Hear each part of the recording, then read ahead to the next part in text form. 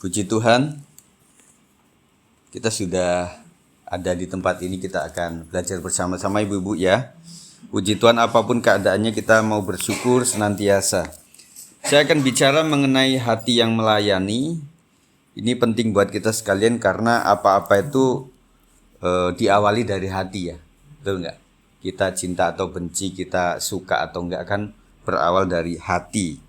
Nah, kita akan memelihara hati kita karena disitulah terpancar segala yang baik. Puji Tuhan, pembacaan kita ada di dalam 1 Korintus 15. Kita akan membaca ayat 50, nanti natsnya ada di ayat 58, tetapi kita akan baca dari ayat 50 supaya latar belakang dari ayat ini diketahui ya. Puji Tuhan. Ini tentang kebangkitan tubuh. Saya membaca ayat 50, kemudian ibu-ibu semuanya ayat 51 dan seterusnya ya. Oke, siap? Sudah ketemu? Amin. Puji Tuhan ya. Saya akan mulai. Saudara-saudara, inilah yang hendak kukatakan kepadamu, yaitu bahwa daging dan darah tidak mendapat bagian dalam kerajaan Allah, dan bahwa yang binasa tidak dapat mendapat bagian dalam apa yang tidak binasa. Silakan. Sesungguhnya aku menyatakan kepadamu suatu rahasia. Kita tidak akan mati semuanya, tetapi kita semuanya akan berubah. Dalam sekejap mata, pada waktu bunyi nafiri yang terakhir. Sebab nafiri akan berbunyi dan orang-orang mati akan dibangkitkan dalam keadaan yang tidak dapat binasa, dan kita semua akan diubah. Silakan. Karena yang dapat binasa ini harus mengenakan yang tidak dapat binasa, dan yang dapat mati ini harus mengenakan yang tidak dapat mati. Dan sesudah yang dapat binasa ini mengenakan yang tidak dapat binasa, dan yang dapat mati ini mengenakan yang tidak dapat mati, maka akan genaplah firman Tuhan yang tertulis, maut telah ditelan dalam kemenangan. Hai maut, di manakah kemenanganmu? Hai maut, di manakah kemenanganmu? Sengat maut ialah dosa, dan kuasa dosa ialah hukum Taurat. Tetapi syukur kepada Allah yang telah memberikan kepada kita kemenangan oleh Yesus Kristus Tuhan kita. Sama-sama 1, 2, 3. Karena itu saudara-saudaraku yang kekasih, berdirilah teguh, jangan goyah, dan giatlah selalu dalam pekerjaan Tuhan. Sebab kamu tahu bahwa dalam persekutuan dengan Tuhan, jerih payahmu tidak sia-sia. Puji Tuhan. Jadi nats kita akan bicara di dalam ayat 58. Kita tahu di situ berbicara tentang sebuah kalimat, tentang sebuah pelayanan. Karena itu saudara-saudaraku yang kekasih, yang terkasih, berdirilah teguh, jangan goyah, dan giatlah selalu dalam pekerjaan Tuhan. Ini adalah dalam hal pelayanan ya. Nah, tentunya sebagai jemaat Tuhan, ada yang terpanggil untuk melayani, tetapi ada juga yang kayaknya dikit gitu ya. Tetapi ada yang mulai memberanikan diri untuk melayani, tetapi ada juga yang masih ragu-ragu. Tergantung jemaatnya Pak. Kalau jemaatnya masih sekitaran kayak keluarga, komisi masih bisa, tetapi kalau sudah di ibadah raya kayaknya persiapannya mesti banyak gitu ya. Nah, sebelum melayani pasti deg-deg kata Bu Sarah kan begitu tadi ya. Jangankan ibu, orang saya aja mempersiapkan ini juga nggak segampang yang kadang-kadang nggak segampang loh. Saya bolak-balik, ini ada kurang, ini kurang, saya tambah-tambahin, saya ini kurang lagi, saya akhirnya menurut saya ini adalah yang terbaik. Nanti Bu Gembala bisa share di grup wanita lah, itu ada bahan di situ ya. Nah, karena itu saudara-saudaraku yang kekasih, terkasih, berdirilah teguh, jangan goyah, dan giatlah selalu dalam pekerjaan Tuhan. Sebab kamu tahu bahwa dalam persekutuan dengan Tuhan, jerih payahmu tidak sia-sia. Di dalam ayat 50-57, tadi berbicara mengenai bahwa semua manusia itu akan menuju kepada kematian. Betul ya? Nah, kita yang sehat aja berpikir, kapan gua mati ini ya. Nah, apalagi yang sakit-sakitan kan berpikirnya, wah kayaknya saya lebih cepat. Meskipun Bu Sarah tadi bilang, meskipun lebih muda juga orang kalau sudah waktunya out juga begitu ya. Nah, berarti kita juga tidak ada kemungkinan bahwa kita mungkin lebih lama dibanding anak-anak muda kita. Bisa jadi begitu. Tetapi intinya bahwa setiap manusia itu akan menuju kepada sebuah era atau masa yang namanya kematian. Kita akan tinggalkan tubuh ini, kita tinggalkan jabatan, kita tinggalkan titel kalau punya, kita tinggalkan keluarga, kita tinggalkan orang-orang yang kita kasihi, yang nenek-nenek tinggalkan cucunya, kemudian yang pasangan ya tinggalkan pasangannya, itu akan pasti terjadi. Kadang-kadang nggak bisa kita pilih, kecuali orang membunuh dirinya, tetapi kan berlawanan dengan namanya makna kekristenan. Tidak boleh bunuh diri, saudara. Dikatakan yang bisa binasa akan mengenakan yang tidak binasa. Betul ya? Yang binasa itu apa ibu-ibu kira-kira? Bagian dari tubuh kita lah. Apapun yang ada melekat dengan tubuh, itu kita akan hilang gitu loh. Jadi langit dan bumi segala isinya akan hilang lenyap, termasuk tubuh kita. Nah makanya kita nasihatin kepada anak-anak muda kita, nak, apapun yang melekat dalam tubuh nanti akan hilang. Loh, bisa nggak misalnya ditinggalkan giwangnya, terus emas-emas itu bisa. Tempo zaman dulu ya, itu orang-orang Tionghoa, teman-teman kita, tinggalin apa-apa di kuburan. Tapi habis itu malamnya kan digali sama orang. Mesti kayak di San Diego, misalnya gitu ya. Mungkin bisa ditaruh di sana, siapa yang mau berusaha ke sana? Satpamnya begitu ketat begitu ya. Nah akhirnya orang ya enggak dibawa ke itulah, ke makam gitu. Nah akhirnya anak-anak yang generasi sekarang mulai berpikir si oma opa kita, papa mama kita itu sebenarnya lebih menjagai atau lebih diberkati dengan itu semua pada saat hidup. Makanya dia kritisi, aduh nih orang kadang sudah waktu hidup minta bakpo aja nggak dikasih, minta apa nggak dikasih, minta sate katanya udah umur nggak boleh opa, nggak boleh, ini dilarang semuanya. Padahal sudah meninggal ditangisin, dibuatinlah rumah-rumahan, dibuatinlah mobil-mobilan begitu ya, dalam artian kepercayaan mereka supaya nanti si opa ada kendaraan untuk ke sana. Oh yang lebih cepat helikopter, kalau enggak bus gitu yang kereta api cepat itu ya.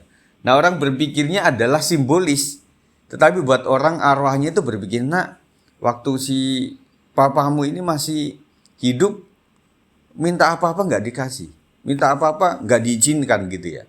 Nah papa tinggal bersama kamu aja nggak boleh gitu loh. Nah setelah udah meninggal baru dikasih rumah-rumahan, uang-uangan, habis itu dibakar gitu ya, supaya nanti ngikut sama rohnya gitu ya. Nah tentunya buat orang tua akan suka pada saat mereka masih hidup menikmati itu semuanya. Betul nggak ya?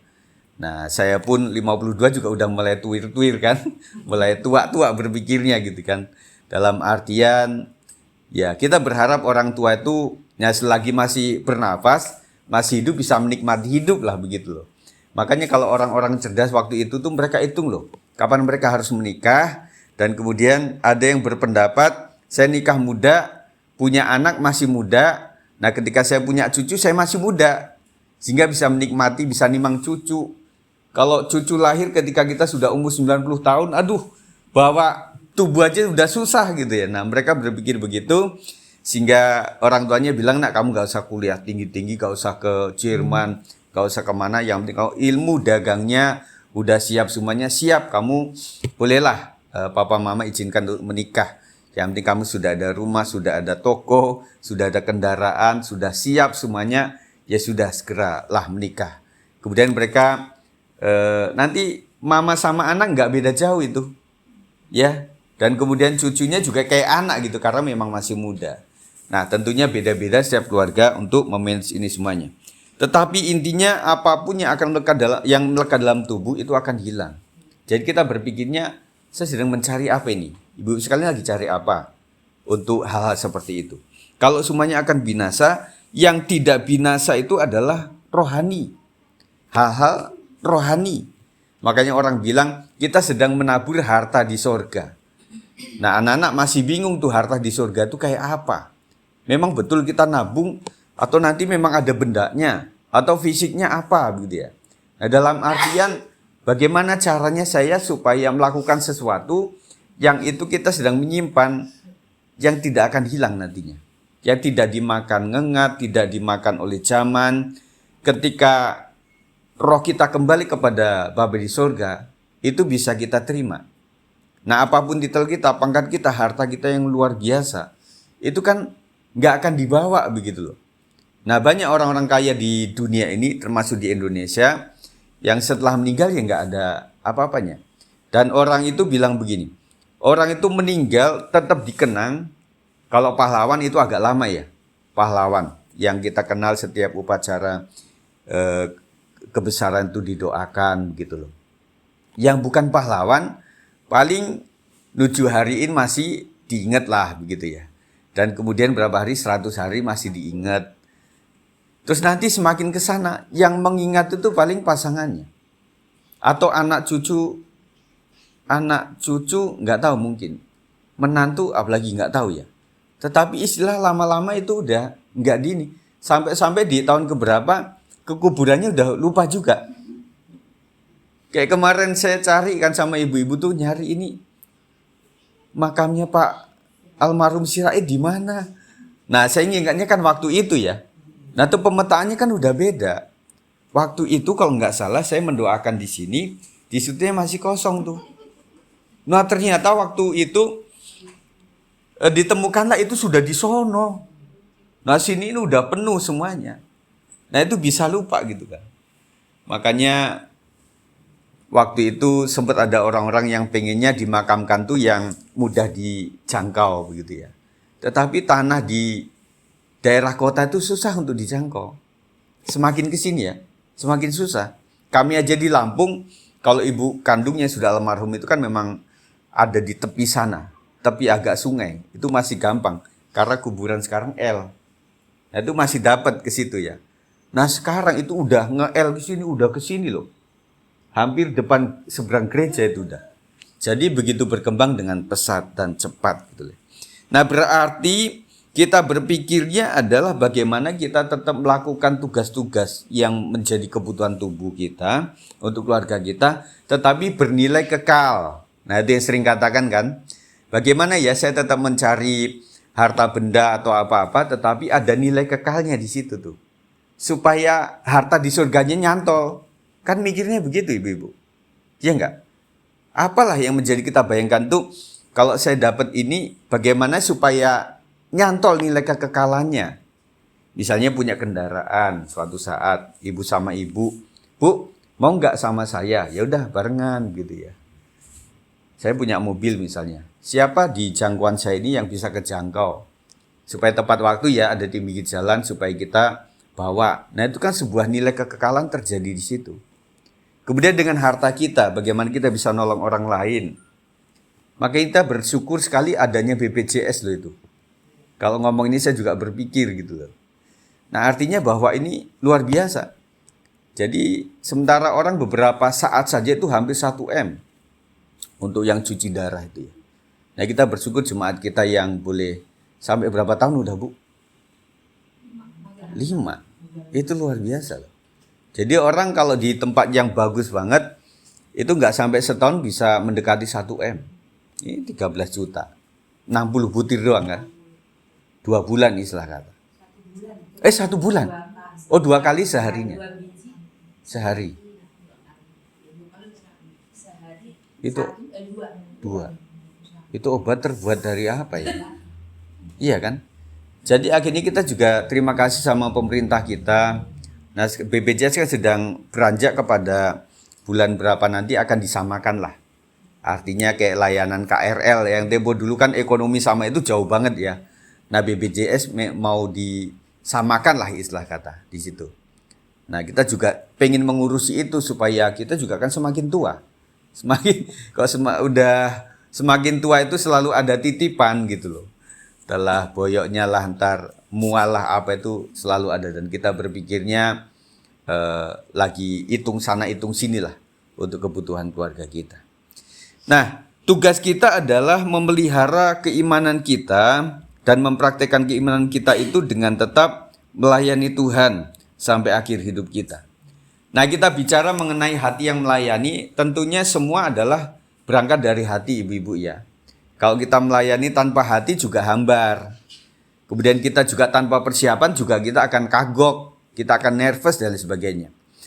pelayanan adalah sebuah latihan yang terus harus kita lakukan sampai kita betul-betul siap untuk menjadi berkat melalui pelayanan kita. Berdiri teguh, jangan goyah dalam melayani pekerjaan Tuhan. Berdiri teguh itu berarti tidak banyak bergerak, kokoh, tak tergoyahkan. Dan kemudian jangan goyah itu tidak boleh dipindahkan dari tempatnya, tidak dipindahkan secara metamorfosis, itu adalah sangat gigih. Jadi dalam ayat ini mengatakan bahwa saudara-saudara yang kekasih, berdirilah teguh, jangan goyah, dan giatlah selalu dalam pekerjaan Tuhan. Nah, kita berpikir melayani untungnya apa, upahnya apa, ya. Dikatakan di sini bahwa dalam persekutuan dengan Tuhan, jerih payahmu tidak sia-sia. Kita berpikir lagi tentang pekerjaan Tuhan. Pekerjaan Tuhan itu apa sih sebenarnya? Nah, kalau dalam kata aslinya itu bisa berarti dalam kata bisnis atau pekerjaan apa yang ditempati seseorang, apa yang dilakukan seseorang, usaha, produk apapun, industri, dan juga seni, itu adalah bagian sebuah pekerjaan atau sebuah tindakan, perbuatan, hal yang dilakukan. Nah, itu adalah sebuah pekerjaan. Jadi artinya pekerjaan Tuhan itu tidak, pendeta, penginjil, evangelis, atau PS, ya bukan PS1, PS2 gitu ya, tetapi pastor begitu ya. Jadi kadang saya juga ketawa, bukan gembala tapi pakai PS. Nah, ada lagi yang pakai EV, yang dia nggak punya jabatan, karena gereja Bethel Indonesia itu kuotanya diatur, jadi membuat orang, kok saya udah diundang khotbah-khotbah sana kalau nggak pakai EV atau evangelis atau PS itu kurang mantap begitu. Nah, akhirnya orang yang undang juga kasih saja lah, dia masih PDP, kasih aja PDT, ya, jadi kesalahan lagi. Tetapi intinya adalah bahwa pelayanan pekerjaan Tuhan itu sebenarnya apa saja yang melibatkan Tuhan. Di gereja pastilah. Meskipun ada pelayanan gereja juga yang kadang-kadang tidak melibatkan Tuhan. Itu adalah sebuah kenaifan sendiri. Sesuatu yang Tuhan uji di dalam hati seseorang pelayan itu. Nah, kita melihat bahwa dalam persekutuan dengan Tuhan artinya jerih payah kita tidak akan pernah sia-sia. Gemeternya Ibu Sarah, nervousnya saya, ibu-ibu waktu doa juga. Nah, itu adalah tidak akan pernah sia-sia. Tidak ada orang pengkhotbah besar pun yang tidak memulai dengan nervous. Kita udah jagain tubuh ini, tetap aja di mimbar juga tetap kayak gini. Jadi zaman dulu itu mimbar itu penyelamat. Jadi bisa pegangan, bisa apa gitu ya. Nah, waktu nggak ada mimbar di sini, waduh tambah grogi lagi gitu. Tapi semua orang akan ngalamin itulah. Ibu-ibu juga waktu belajar masak pertama kan pasti grogi juga. Nanti salah lah, ambil ini jadi salah, ambil garam keliru apa, ambil lada keliru satunya apa? Tumbar. Itu bisa jadi terjadi begitu, tetapi lama-lama dilakukan terus-menerus jadi bagus dan sebagainya. Nah, kita menuju kepada pilihan hidup kita. Sebenarnya hidup itu adalah sebuah pilihan, ibu-ibu sekalian. Ibu Teresa pernah mengatakan Yesus tidak punya kaki, Yesus juga tidak punya tangan, kecuali tangan dan kaki kita. Artinya apa? Yesus sudah di sorga dan dia mengutus Roh Kudusnya. Jadi bukan Roh Kudus dalam bentuk burung kemudian dia melayani muter-muter begitu ya, kayak drone gitu, ada Roh Kudus di atas kita. Enggak. Tetapi Roh Kudus dalam hati kita. Yang artinya yang meneruskan itu adalah tangan kita dan juga kaki kita. Nah, makanya bersyukur ibu-ibu sampai di sini itu adalah anugerah Tuhan. Banyak orang pengen nggak dapat loh. Ada juga orang yang sehat walafiat tetapi kemauannya nggak ada. Tetapi kadang-kadang kita nggak mau karena kita sudah menunjukkan sikap kita bahwa ini adalah kewajiban buat saya. Seberapapun yang hadir, saya akan tetap hadir. Bagaimana usaha pun. Makanya kita sering bilang ibu-ibu, yang penting nyampe gereja dulu deh. Nanti kita atur. Ntar ikut siapa atau kita bayarin Grab-nya atau bagaimana, yang penting nyampe dulu. Karena menurut kita, jiwa yang sudah hadir itu adalah berharga di mata Tuhan. Dan itu benar-benar harus kita membagi hidup untuk melayani mereka. Yesus tidak punya kaki dan tangan, kecuali tangan dan kaki kita. Jadi kita berpikir, kita doa Tuhan Yesus tolonglah supaya jiwa-jiwa segera hadir. Tuhan bilang lagi, nak, kamu bisa nggak membesuk? Bisa nggak pesan lewat WA? Kasih informasi sebuah kegiatan tentang gereja kamu. Itu kan sebuah usaha. Dan kemudian kita tanyain, Mam bisa nggak hadir? Oh belum bisa karena dampingin suami. Ya udah, minggu depannya ditanya lagi. Lama-lama orang kan nanyain terus lama-lama. Ya udahlah saya berangkat. Nah waktu dia berangkat ternyata Tuhan menjamah. Nah kita kan juga menerima upah itu di surga, saudara. Jadi kita tidak, silakan sajalah. Bibi-bibi puji Tuhan hari ini berusaha sendiri. Meskipun nggak gampang ya bibi-bibi ya. Biasanya diantar anak. Memang lebih mudah. Tetapi rasanya anak-anak juga melihat, wah mamaku juga nggak sembarangan loh. Nggak bisa diantar, dia nyampe ke sini. Itu adalah sebuah pencapaian. Dan ini nggak gampang ibu sekalian. Ya, makanya kita hargai yang sudah sampai di sini, kita salami. Puji Tuhan, Tuhan berkati dan luar biasa itu. Ya, nggak pernah sia-sia bibi-bibi, tenang saja ya. Puji Tuhan. Jadi Yesus tidak punya kaki karena kakinya ada pada kita. Saya berangkat ke gereja. Kalau Tuhan itu adalah menolong kita ketika kita sudah action sesuatu. Aduh kakiku ini sakit banget nih, kok dibuat jalan. Nah tergantung keputusan kamu. Kamu mau jalan ya sudah, saya peliharalah. Saya kasih zat-zat yang dibutuhkan dalam tubuhnya. Tanganku nih sakit banget nih. Kayaknya nggak bisa ini. Ya udah, sedang berusaha untuk tepuk tangan. Pelan-pelan. Karena meriah, karena sukacita lama-lama lupa bahwa sebenarnya tadi itu sakit. Ih, nggak sakit lagi nih. Lo kan puji Tuhan. Nah banyak kali Tuhan juga perintahkan berkat itu saat kita memang sedang ada di sebuah acara ibadah. Pada saat kita sakit ya memang sakit. Puyeng gitu. Setelah sampai di gereja, ketemu sana sini, tegur sapa, menguatkan yang lain. Oh kita jadi kuat sendiri. Akhirnya setelah pulang, anak tanya, "Ma, tadi kan mama pusing banget kan?" "Oh iya ya, saya lupa. Pusingnya udah ketinggal kemana tadi? Ditinggal di Dewi Sartika kali." Kita nggak tahu.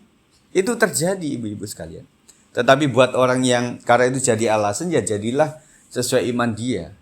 Makanya kami sebagai gembala itu segan bertanya bukan berarti nggak peduli. Takutnya kalau saya nanya nanti jawabnya yang enggak, wah itu jadi malapetaka gitu loh. Mending saja saya diam, saya doakan saja. Kemudian seorang Agustinus, tokoh gereja juga mengatakan tanpa Yesus kita tidak bisa melakukan apa-apa.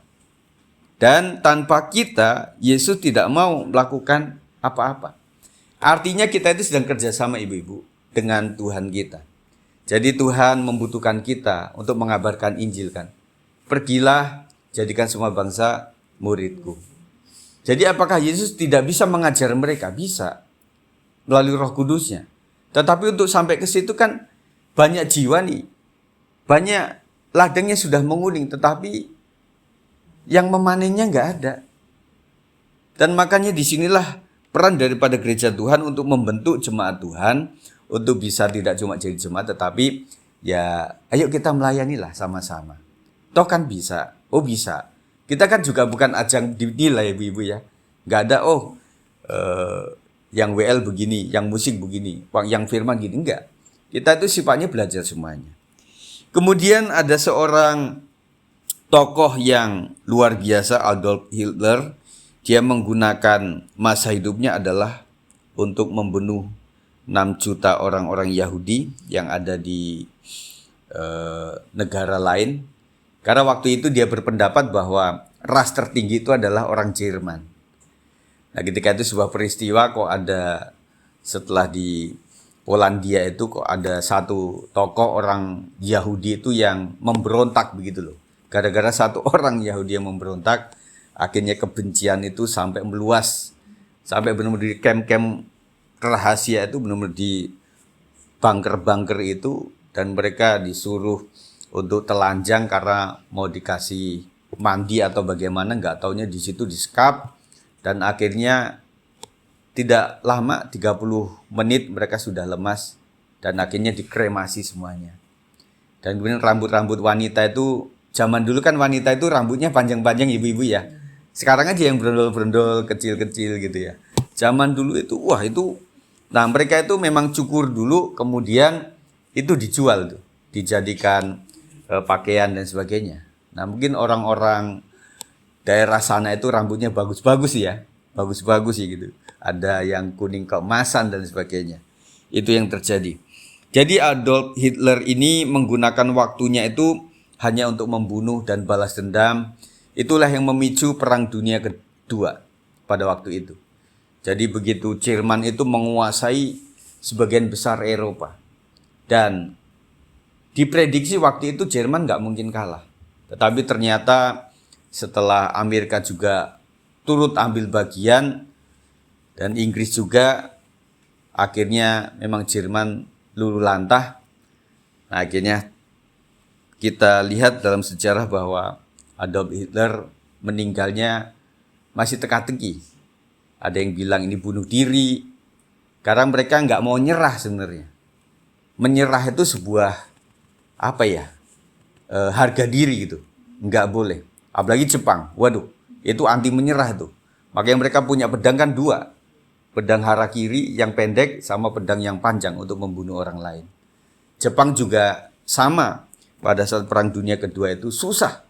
Meskipun negaranya kecil, tetapi dia bisa mengerangsek sampai Asia juga. Jadi antara Jepang sama Jerman waktu itu sama-sama.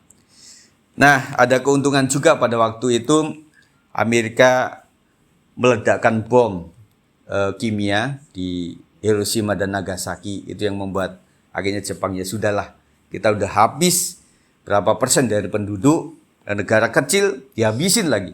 Ya udahlah, kita menyerah sajalah. Kemudian Yesus juga dalam usia yang pendek, dia memberikan waktunya untuk melayani pekerjaan Tuhan, dan memang tidak cukup lama, tetapi kita melihat bahwa kekristenan adalah agama yang salah satu agama yang terbesar. Ya, meskipun cuma sedikit, tetapi kan ada olahan para murid. 11 murid minimal yang meneruskan itu. Kemudian ada nabi-nabi lain, kemudian sampai kepada Indonesia juga.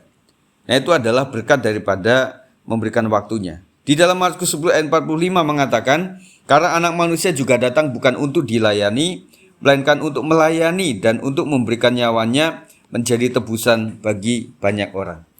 Yang kita mesti ingatkan terus bahwa pelayanan itu adalah sebuah pengorbanan. Ibu-ibu ya, jadi melayani itu bukan mencari kenyamanan. Banyak orang melayani, karena musiknya bagus, karena banyak yang nonton, ada live streamingnya, jadi mereka ya, bahkan kata-kata WL pun diarahkan oleh direkturnya gitu. Kamu ngomong ini, kamu ngomong ini. Nah, itu dilakukan demi untuk, saya bisa tampil. Tetapi pelayanan adalah sebuah pengorbanan. Kita memberikan impact kepada jemaat Tuhan. Saya dapat apa? Saya kembalikan kepada jemaat Tuhan. Makanya para pemimpin rohani itu adalah dia sedang melayani Tuhan, dia sedang menikmati hadirat Tuhan, dan kemudian menjadi pengaruh kepada seluruh jemaat Tuhan. Makanya ketika fokusnya kepada ini, pelayanan itu akan berhasil dengan baik. Kalau enggak, fokusnya kepada jemaat, omongan kita jadi parah nantinya. Jadi ngeliat sana kritik, lihat sini kritik, jadi membuat kita bukan mari saudara, tetapi itu yang di sebelah sana, itu di sebelah sana.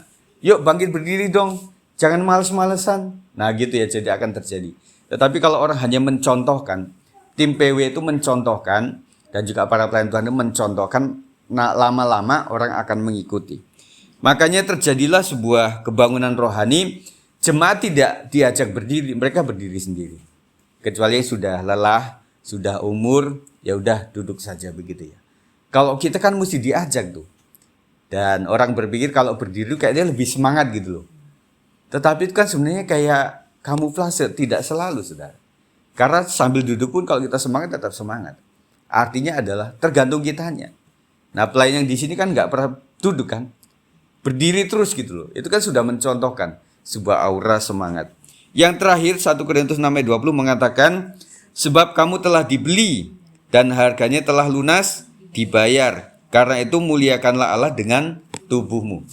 Memuliakan Allah dengan tubuh kita artinya dengan talenta yang kita punya, dengan gerak-gerik kita, dengan segala kemampuan kita memuliakan Tuhan. Mari ibu-ibu saya ajak semuanya, supaya kita segera mengambil bagian pelayanan. Yang paling mudah melayani apa di sini, Saudara? Mungkin Asher agak ya mirip-mirip, kolektan lebih mudah mungkin. Dia tinggal menyodorkan begitu. Tetapi punya teknis yang mesti diatur ya. Jadi antara berdoa kemudian kasih kantong kolektor juga, itu juga ada etikanya. Waktu ngasih ya jangan diliatin. Jadi makanya orang remes-remes tuh gara-gara kolektannya begitu. Kalau sudah ya sudah adalah jangka panjang ya udah gini aja. Jarak begitu ya. Nah, itu membutuhkan latihan yang khusus. Tetapi intinya adalah ketika kita memang memberikan waktu kita untuk melayani pekerjaan Tuhan, tentunya Tuhan akan memelihara rumah tangga kita juga. Kita doakan teman-teman kita yang sakit, kita doakan juga supaya kegiatan kita bisa berlangsung dengan baik di dalam anugerah Tuhan. Puji Tuhan, kita akan berdoa bersama-sama. Terima kasih Tuhan Yesus, Engkau luar biasa atas setiap kami. Kami percaya pelayanan adalah sebuah pengorbanan, sebuah pemberian kepada Tuhan. Biarlah kami memberikan tubuh kami untuk melayani pekerjaan Tuhan. Tuhan sudah memberikan talenta kepada setiap kami.